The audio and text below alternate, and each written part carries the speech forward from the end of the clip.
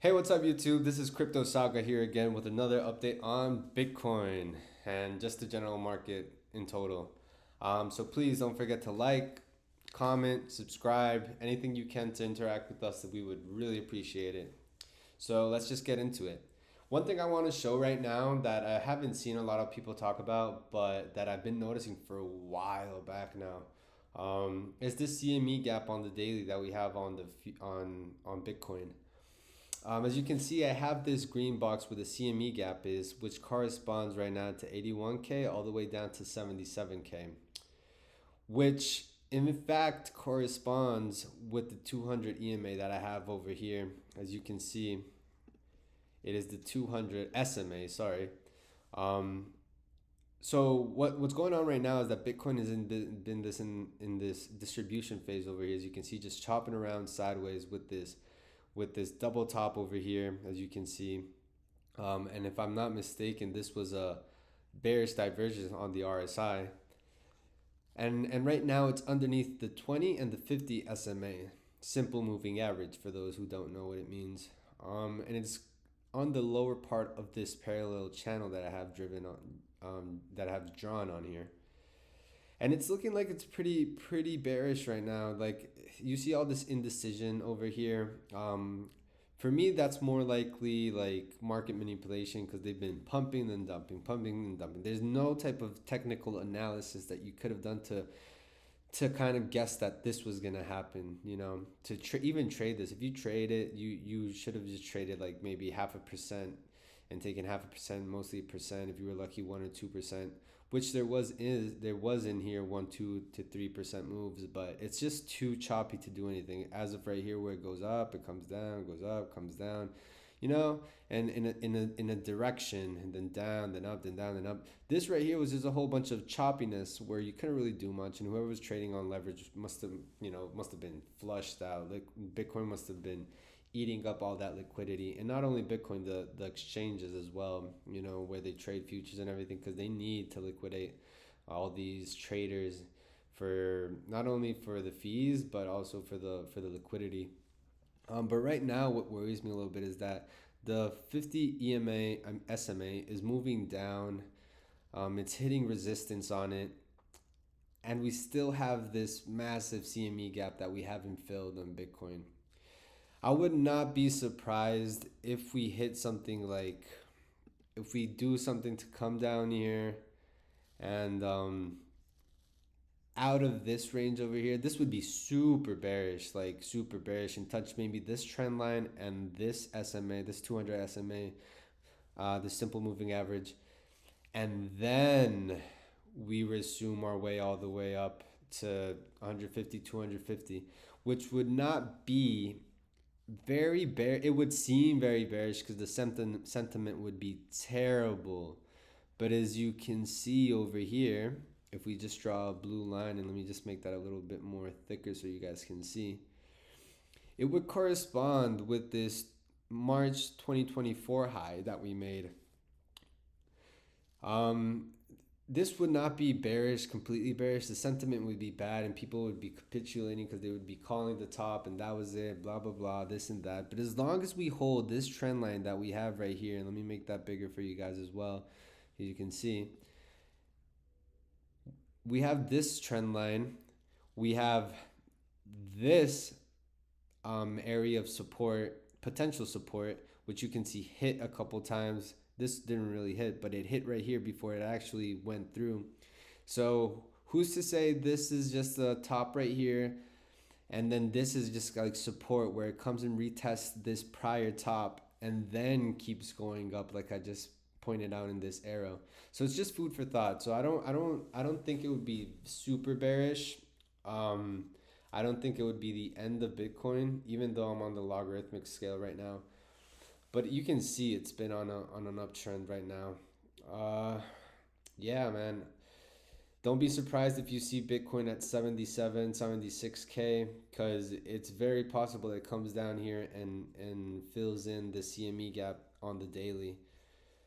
But hey, the chances are it probably doesn't even hit, and we just bounce off of this line again, like we've done countless of times in the past 3 months. And then just from here, and then it just looks like this, and then it goes down to here, and then resumes all the way up, um, all the way up to whatever price it's gonna get to.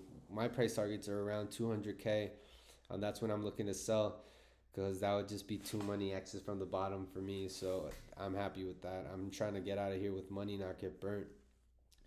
So yeah, so I'll keep you guys posted. We still got some time. We got a whole bunch of other indicators that are still pointing to bullish continuation. But if anything, if I've ever learned anything, and if these crypto markets have ever taught me anything, is that when you think something's gonna happen, it never happens. And there's always a dump, always a capitulation phase before a next leg up. And people are calling this is the bottom, this is it, this 94, 93 level always gets bought back up. But if we're looking at this, without a bias, this 100 level also gets is getting sold off pretty quickly. So in another thing that I've learned in these markets is that you got to look at these charts as without any bias, without any bias, because if you want things to go up, you look for anything and you'll see every reason possible for prices to go up. If you want them to go down, you'll see everything and anything to just you know just to like feed your bearish bias. So yeah, so just look at this and see what it is for what it is. Bitcoin has been pretty much putting in this same like trend the whole market since the bottom, where it runs up and then it just goes sideways for a while, which is really good. This is healthy right here. This has nothing bearish to it. But to play devil's advocate, I do have to point out this trend line with this CME gap, which they almost always fill in. But hey, who knows? Another thing I'm gonna talk about it later in this video is that this red candle right here, as you can see, like everything was looking very good for Bitcoin. Let me go into like a 4 hour so you can see a little bit more. Everything was going really good. We had this capitulation right here, and then we came out of it, and we got to this 99 area, and it was looking pretty good. Although some indicators like the MACD and the RSI and stochastic RSI were looking kind of toppy a little bit. But then today, news came out that Bybit has been hacked. Their ETH wallet was hacked.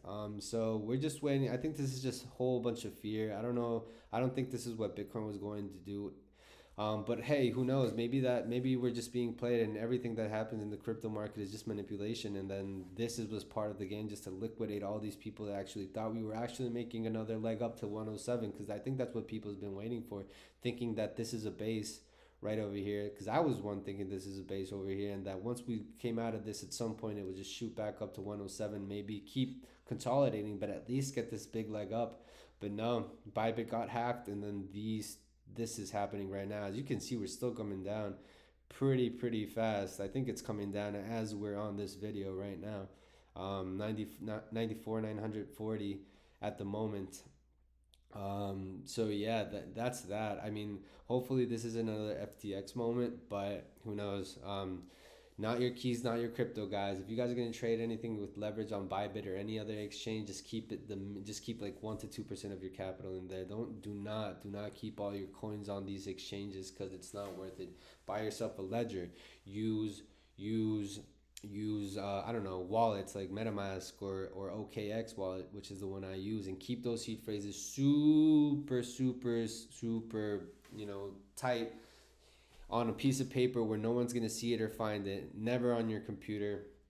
And also, if you're gonna be trading with your wallet or anything, signing a whole bunch of contracts and everything, do not be trading or doing stuff with your wallet where you have all your long-term bags. Keep a different wallet where you don't do any type of transaction, and that's the wallet you're going to want to keep your crypto on. And then have a separate one with minimum funds or whatever you're going to trade with for transacting and doing stuff on the blockchain, because it's not worth it. You don't know how many people get scammed and get phished with false pages and everything.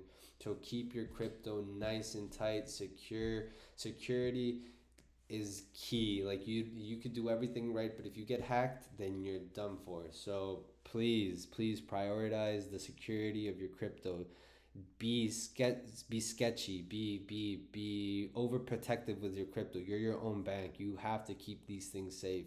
You have to write it down on a piece of paper and never electronically. Like for example, I have an Iron Key memory stick, with physical passcode. So I have to press a series of numbers physically, press a button, it gives me the okay, you logged in. Then I plug it into my computer with the Wi-Fi off. Then I look for whatever passwords I need. I copy, paste it, whatever.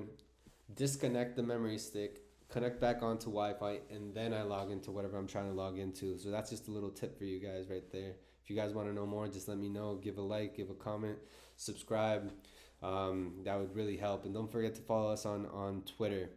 So now for a little bit more perspective, this right here, Julian Patel is from Real Vision.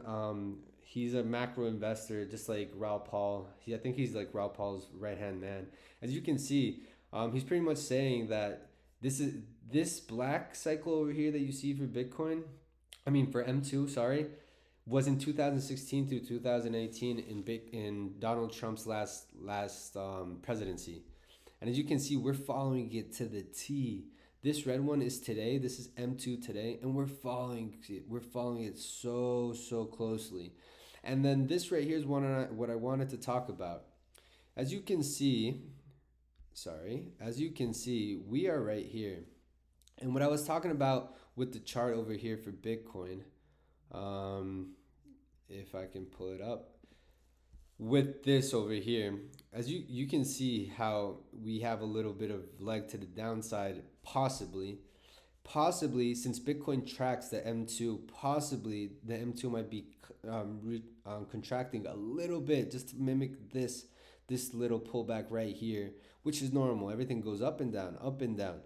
And if it gets ahead of the last cycle, and if it's tracking something like this, it tends to come back, because if it deviates from the last one, it usually comes back at some point. So maybe, just maybe, this pullback might be the catalyst for Bitcoin to actually come back and retest or fill up the CME gap. So just food for thought right there. But overall, super bullish. I don't think alt season or the real part of the crypto market that we all wanted has started. I really don't think so. I really think we are just at the beginning of the end, where everything starts going parabolic. I don't think we're at the end of the end. We're more like coming into the beginning of the end, if you understand, if that makes sense.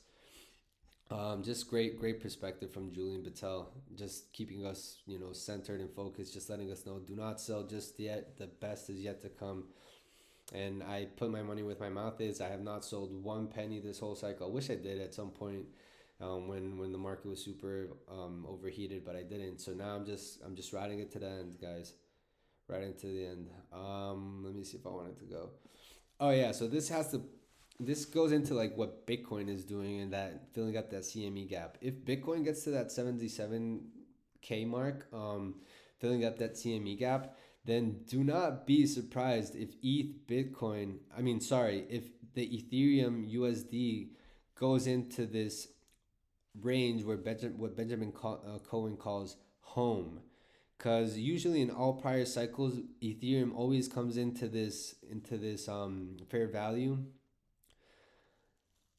and then it comes back up. But this cycle, it never even come close. The closest it is right now. So he's overlaying what the S&P did in 1989 to 1990. Possibly, man, possibly this could correlate to Bitcoin going to that 77, filling up the CME gap, and then pushing out of there, giving us the alt season we would love. But that's the thing, altcoins would see 50, 60, 70% drops from here if this would happen. And if Bitcoin went to that 81 to 77K I talked about earlier. So just know, if you guys are trying to get into the market right now, please be wary of this, and don't put in all your capital at once. Just maybe keep buying or buy weekly, which is better than trying to time the market. Or if you're like me and you're super risky, just get in, man. Get in and then start learning as much as you can, but never put in 100% of your money, because there will always be a better opportunity. And if there isn't, just because prices surge, then fine, you made money because you bought. Prices surge, you make money. if you bought, prices go down, you good because you still have money to buy in more and lower your price. So another more food for thought. Hopefully, I don't want this to happen because I don't have any more capital to allocate. Unfortunately, I, I'm already done buying all the dips because there's always a dip before the dip. There's always a dip before the dip of the dip of the dippity dip. so, so that's why I always encourage to keep capital in hand just in case there's like a super dip where you can actually take advantage and lower your cost average. I mean, raise your average cost.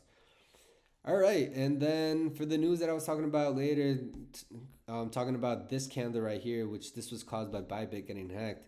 Bitcoin was on the verge of breaking 100K. What we were talking about over here, see, like it got to like 99,700, 99,600, and sparking alt season. All of a sudden, boom! Bybit got hacked. We are being played and manipulated, and I really think this is what's happening. Um, this crypto market is so easy to manipulate because it's so small, and even though this is like the people's market per se, because people, the retail got in first before before all these venture capitals and all these other people. But still, all these exchanges just play with our emotions. Getting people, getting longs liquidated, getting shorts liquidated. They're hunting for liquidity left and right.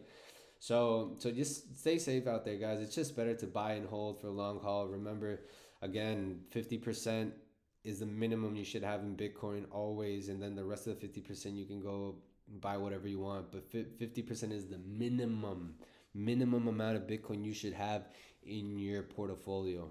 Right now, you should have, if you want to go super risky, you should go 50 Bitcoin and then like maybe 30% Ethereum since it's so undervalued right now. And then if you have more money on the side, buy a couple altcoins, like good ones. I would go for like maybe XRP, Ondo, Chainlink, Injective is a very good one. AI16Z, which is a AI project, an AI agent. All of these projects are very, very undervalued right now. Some of them are holding up better than others, but I very much encourage you guys to just hold mostly Bitcoin in your portfolio. So yeah, guys, that's it for me today. Hopefully you guys liked it. Please like this video, guys. Please subscribe. Please comment, share. That would mean the world to me. So yeah, thank you so much, guys. I'll be back with more updates later on. This is me out. Bye.